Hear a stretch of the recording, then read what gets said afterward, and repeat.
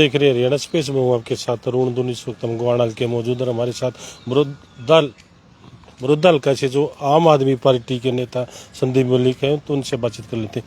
मलिक साहब, चुनाव का डंका बज गया है, तो मुरुद्दल के में लगातार आप जनसंपर्क अभियान चला रहे थे, किस प्रकार क्या लगा? अरुण भाई, आपका स्वागत है और हरियाणा स्पेस के आपके सभी दर्शकों को संदीप मलिक की हाथ जोड़ के राम राम। देखिए, हम विधानसभा में पिछले 2.5-3 साल से लगातार जा रहे हैं। आम आदमी पार्टी के विचारों को लोगों तक पहुंचाने का काम कर रहे हैं। आम आदमी पार्टी ने अकेली ऐसी पार्टी है जिसने हरियाणा के इतिहास में मात्र 15 दिन में 45 सफल रैलियां करने का काम किया है। ये हम दूसरी पार्टियों को, दूसरे राजनीतिक दलों को चुनौती भी देते हैं कि वो अपने सारे सीनियर लीडरशिप के साथ 15 दिन में इतनी रैलियां करके दिखाएं।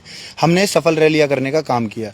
आपको पता होगा कि 12 तारीख को भगवत मान जी गोहाना में आए भी थे और इतनी बारिश के बावजूद पंडाल बिल्कुल खचाखच भरा था।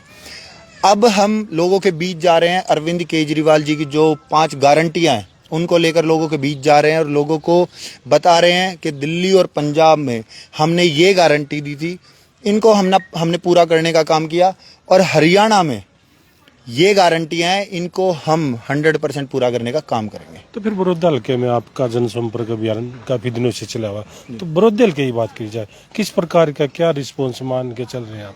देखिए, बहुत शानदार रिस्पॉन्स है, क्योंकि यहाँ क्या है कि हर पार्टी को लोगों ने मौका दे के देख लिया। INLD, कांग्रेस पिछले 25 साल से 25 साल के बावजूद भी आज तक बड़ौदा विधानसभा में 54 गांव में से 50 गांव में पीने तक का पानी नहीं है। आप मेरे साथ चलो, मैं आपको दिखाऊंगा, लोगों से आप बात करो।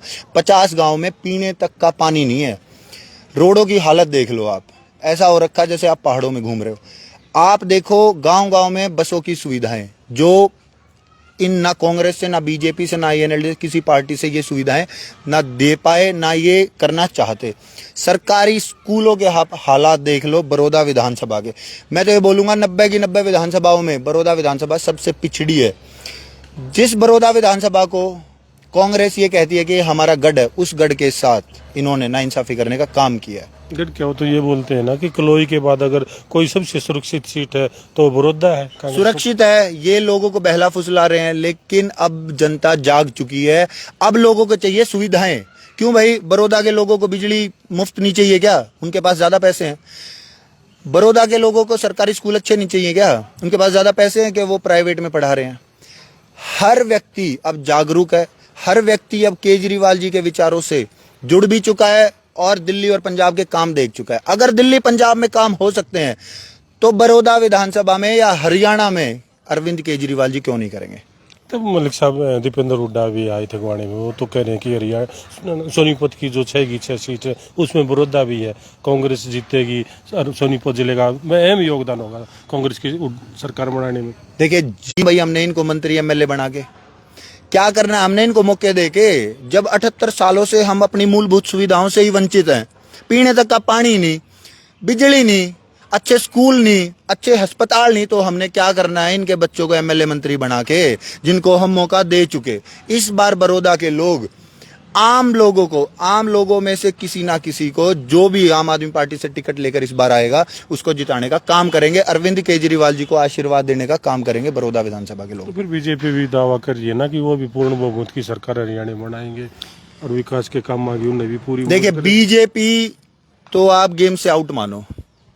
2019 में, 2014 में आपने नतीजे देखे होंगे, और अब लोकसभा की भी बात आई, 5-5। इस बार बीजेपी साफ है।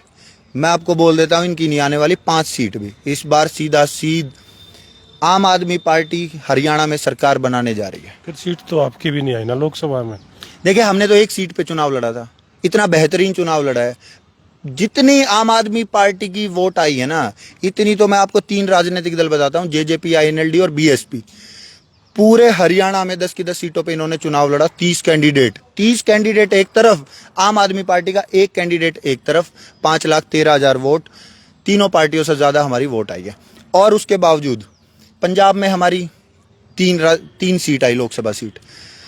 आम आदमी पार्टी तो दिन ब दिन बढ़ती जा रही है। 10 साल में एक छोटी सी पार्टी, जिसको अमित शाह जी ने कहा था ये तो एक छोटी सी पार्टी है, उस पार्टी ने 2 राज्यों में सरकार बनाई, गुजरात में विधायक हैं, गोवा में विधायक हैं, और राज्यसभा सांसद है, लोकसभा सांसद है।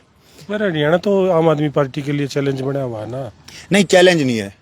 लोग हमें बहुत प्यार दे रहे हैं, लोग हमारा स्वागत कर रहे हैं कि हम चाहते थे कि आप लोग हमारे बीच में आए।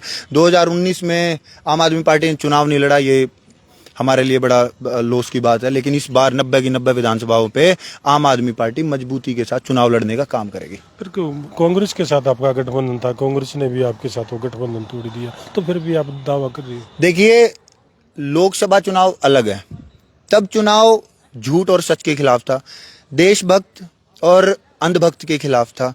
इस बार आम आदमी पार्टी हरियाणा में 90 की 90 सीटों पर मजबूती के साथ चुनाव लड़ेगी। हमारा लोगों की तैयारियां नहीं है। लोगों को लग रहा है कि बीजेपी ने या इलेक्शन कमीशन ने डिक्लेयर करके बहुत जल्दी कर दी, लेकिन मैं आपको बता देता हूं, आम आदमी पार्टी बड़ौदा विधानसभा नहीं, पूरे 90 की 90 सीटों पे बूथ लेवल पे बिल्कुल तैयार बैठी है, चाहे कल चुनाव करवा लो। आपके जो नेता अनुराग डांडा, हमारी जब उनसे बातचीत हुई थी बड़ौदा हल्के में, तो उनका ये कहना था कि जो कांग्रेस का घमंड हो रहा है सरकार बनाने का, ये जनता विधानसभा चुनाव में चूर चूर कर देगी, क्योंकि जो उन्होंने सीट जीती लोकसभा की वो आम आदमी पार्टी के समर्थन के कारण जीती।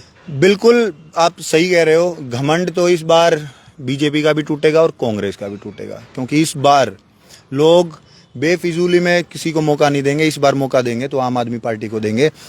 सोनीपत सीट की आप बात कर लो, आप पूरे हरियाणा की सभी लोकसभा सीटों की बात कर लो। आप अगर आम आदमी पार्टी अलग चुनाव लड़ती तो नतीजे ये नहीं रहने थे। इस बार आम आदमी पार्टी 90 की 90 सीटों पे चुनाव लड़ेगी मजबूती से और सरकार भी बनाएगी, ये हम दावे के साथ कहते हैं।